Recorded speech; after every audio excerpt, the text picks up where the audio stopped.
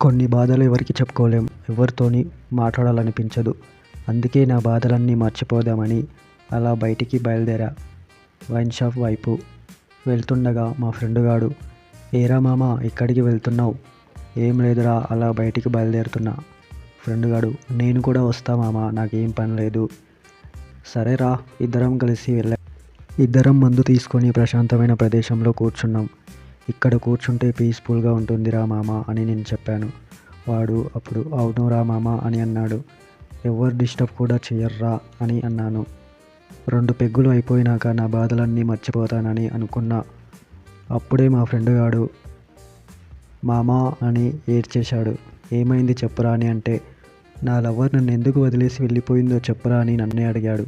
నాకేం తెలుసురా అని నేను అడిగాను.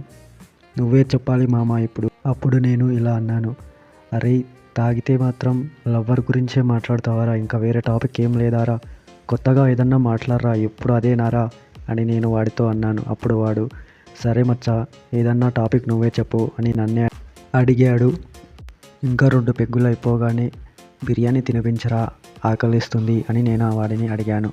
అప్పుడు వాడు, ఏంటి మచ్చా, నేను ఇంతలో బాధ ఉంటే నువ్వే తినబెట్టాల్సింది పోయి, నువ్వే తాపాల్సింది పోయి నన్నే అడుగుతావా అని వాడు అన్నాడు.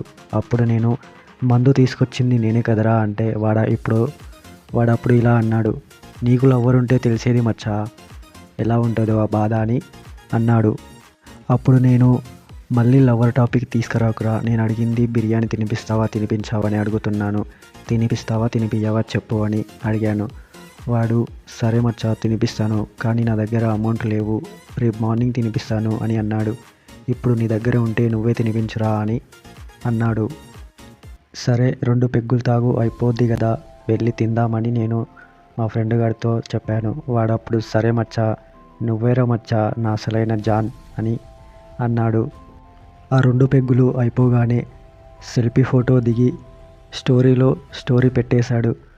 మై లవ్లీ జాన్ అని స్టోరీ పెట్టేశాడు. నాకెవ్వరు లేకపోయినా పర్లేదు మచ్చా, నువ్వుంటే చాలు, నువ్వు ఉంటావు మచ్చా అని అన్నాడు. నేనప్పుడు సరేరా దా పోదాం అని చెప్పాను. అప్పుడు మళ్ళీ అరే అని ఏడ్చేశాడు. మళ్ళీ ఏమైందిరా అని నేను అడిగాను. నన్ను ఎందుకురా నా లవ్వర్ వదిలేసి వెళ్ళిపోయింది అని మళ్ళీ అడిగాడు. ఆ టాపిక్ ఎందుకురా మళ్ళీ తీస్తున్నావు, తీయకుదా అని చెప్పాను. అయినా వాడు వినలేదు. అప్పుడు నేను ఇలా అన్నాను, నా బాధ నాకే తెలియక ఇక్కడికి వచ్చాను రా మచ్చా, కానీ నువ్వు వచ్చి నీ బాధ మొత్తం చెప్తున్నావేంట్రా అని అన్నాను. మన ఫ్రెండ్స్లో కూడా ఇలాంటి వాళ్ళు ఉంటారు. మన బాధ చెప్పుకోవడానికి వెళ్తే వాళ్ళ బాధ మొత్తం మనకే చెప్తారు. మీ ఫ్రెండ్స్లో మీ గ్యాంగ్లో కూడా ఇలాంటి వాడు ఒక్కడు ఉంటే కామెంట్లో చెప్పండి. ఓకే టాటా బాయ్, నెక్స్ట్ వీడియోలో కలుద్దాం.